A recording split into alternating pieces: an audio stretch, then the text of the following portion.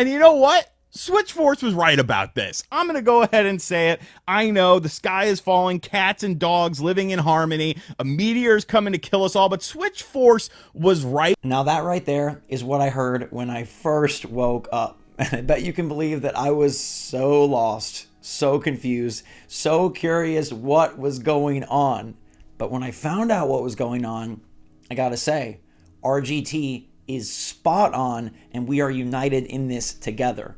So good morning, Mario, and good morning, Switch fans. Nintendo being all sorts of suspicious as they just dropped the pre-orders on GameStop for both Paper Mario and the Thousand Year Door and Luigi's Mansion 2 HD, and my prophecy came true from 5 months ago. RGT saw it, he knows it, he was kind enough to give me some credit, and now we're talking about a $60 uptick for Luigi's Mansion 2. Now, Paper Mario and the Thousand Year Door, I know the deal with that. It is a beloved title, it was a direct closer, the game is $1 bajillion on eBay, we're going to set that one aside.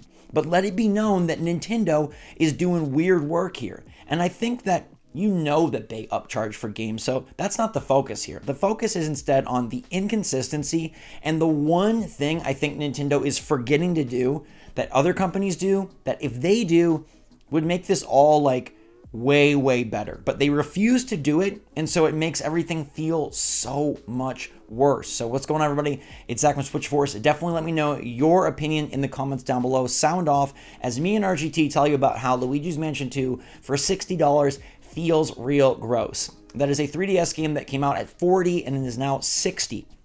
Let me show you some stuff, okay? This game, $50. This game, $60. This game, $40. This game, $70. This game, $60. This game, $50. The problem here is not that different games cost different prices, and I know it's really difficult to evaluate how much a game should be versus another game, especially when they're not in the same genre, and when they don't have the same playtime, and when they don't even attempt to do the same things mechanically. I think it's great to have different prices, and I think certain games, can also be the same price as other titles. It doesn't have to be your hours dictate your price. But Nintendo is downright blatant with their inconsistency, and that is the major issue here, because they started us off with a $40 GameCube remaster that was lovingly, wonderfully blessed. They gave us Metroid Prime Remastered and said, hallelujah, you've been waiting and we delivered. These are some of the best graphics the Switch can offer. It is an older GameCube game, but we're bringing it back, so we're going to charge you $40 Shadow Drop, have at it. That felt fantastic. It was a very successful Shadow Drop. It reviewed insanely well, and nobody was complaining about the price. Then they came out a few months later and said, hey, have Pikmin 1 or Pikmin 2 for $30, $50 in a double pack. But these games aren't remastered, so it's a lower price point, and, okay, maybe it should have been $20, $25, but hey, at least you didn't charge us as much as the remastered version. But then Nintendo got weird. Then Nintendo decided, you know what? We're going to go bananas with it, okay? And they used Donkey Kong as one of their chimps. They said, hey, Mario vs. Donkey Kong remastered or remade is going to be $50. That just dropped a little bit ago. And honestly, it sold well and people seem to enjoy it. Now they're going to drop Paper Mario and the Thousand Year Door for $60. And they're going to drop Luigi's Mansion 2 HD for $60. So I know I said Paper Mario is fine, but just note they went from $40 for a remaster, $30 for a non-remaster, to now $60 for a remaster remake. And Luigi's Mansion 2 is a 3DS game that magically costs $60. Now another code Recollection, that had a DS game and a Wii game for $60, so each of those being valued at $30. But we've got Game Boy Advance games upticking to $50, while we still have some native new Switch games like WarioWare. There is no rhyme or reason to how this works or how this goes. Advance Wars provided us with 2 titles that originated on the GBA, and that was $60, whereas Mario vs. Donkey Kong was 1 title for $50, and both got humongous graphical overhauls. There is no consistency. Nintendo charges what they want, and I think it might just be based on what they feel they can soak out of us. Luigi's Mansion 3 sold insanely well on Nintendo Switch. Maybe a lot of new Switch owners won't know that Luigi's Mansion 2 is a very old game from the 3DS and costs an MSRP of $39.99. Maybe we can charge $59.99 and nobody will blink because they love Luigi's Mansion and they're going to buy it. And Luigi is part of the untouchable family of Mario, and therefore he must be full price. It's bizarre, isn't it? Donkey Kong Country Tropical Freeze moved up to be $60 on Nintendo Switch after releasing at a lower price on Wii U, but again, that's about the newest console you could get ported over.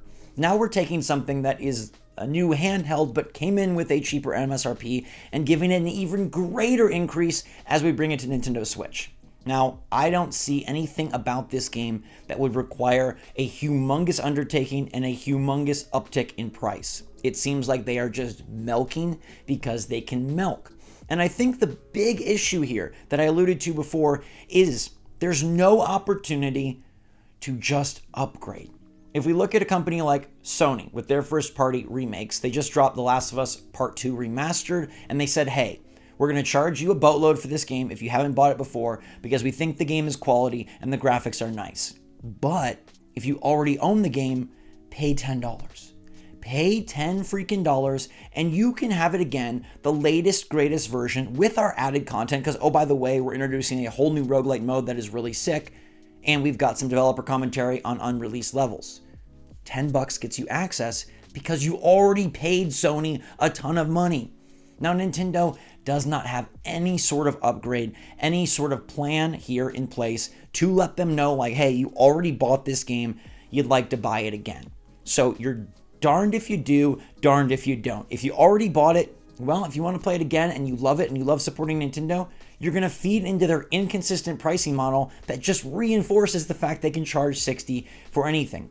And if you haven't bought it before, well, you might either not know it came out on 3DS, or you might want to play it because you don't have a 3DS and you want to play the new version. And again, you're just showing Nintendo that they can charge whatever they want for these games.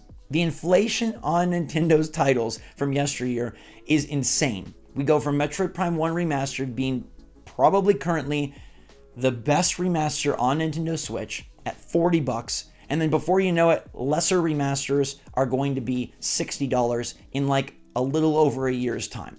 It's pretty wild, it's pretty crazy, and frankly, it's pretty unfair. And because they have no way for you to prove ownership of the already existing title and upgrade from, say, Mario vs. Donkey Kong on GBA to Mario vs. Donkey Kong on Switch, or from even Donkey Kong Country Tropical Freeze on Nintendo Wii U to Nintendo Switch, you gotta rebuy this at full value.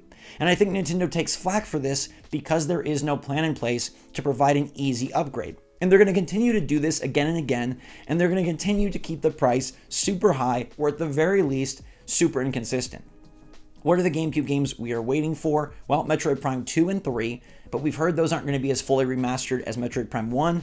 You think they're going to charge less than $40? If they do, it just betrays what they're doing right here with Luigi's Mansion 2. And then we have Twilight Princess HD and Wind Waker HD, which are probably coming at some point this year. Those are GameCube games. A remastered version should be $40. Do you think they're going to charge $40? I don't think so. After Luigi's Mansion and Paper Mario both get the $60 price tag, I think those games are going to be $60 each as well. And then you have to look at apples versus apples and say Metroid Prime versus Wind Waker, why are these different prices? Why are these a humongous change from Metroid Prime Remastered to Wind Waker Remastered effectively? Why are we paying different? Oh, because you can. Oh, because Zelda is valued more highly than Metroid. Oh, because Luigi is more important than, say, Sushi Striker, which, by the way, came out at $50 on Nintendo Switch, even though it also simultaneously released on Nintendo 3DS. Think about that. A brand new game, regardless of genre, regardless of quality, regardless of your personal preference, it was $50 on Nintendo Switch, also released on 3DS, and now a 3DS game is going to be $60 after we've seen Nintendo will make brand new games for $50. There is no consistency, and there is no way for you to upgrade. And look, I understand, right? How the heck are you going to prove that you own a Game Boy Advance cart of Mario vs. Donkey Kong? How the heck are you going to show Nintendo that you own Luigi's Mansion 2 on your 3DS? You can't shove it in your Switch, you can't put it in your PC, there's no way to confirm, and there's no way for them to give you an upgrade. But honestly, is that the consumer's fault, or is that the company's fault? I would like to lay the blame at the feet of Nintendo, the multi-mega billionaires, the richest company in Japan, not at the feet of you and I who are trying to scrape by and get some fun video games to support a company that we love. And unfortunately, by supporting a company that we love, we're reinforcing bad precedent that actually ends up hurting us and just makes a greedy company even richer. You know I love Nintendo with all my heart. I don't have a dedicated channel for 7 years without loving the heck out of Nintendo, and I've loved Nintendo my whole life since I was very little, since I got my first NES when I was 4 years old from my uncle, and I put my X-Men Beast see-through sticker on it to claim it as my own. I love this company. I love what they do. I'm super excited for Paper Mario and the Thousand Year Door. Less excited for Luigi's Mansion 2, but you get my drift. It's not anti-Nintendo to say, hey, this isn't cool, and this is most importantly inconsistent. It's fine to charge a price and let the consumer base decide. But I feel like they eased us in.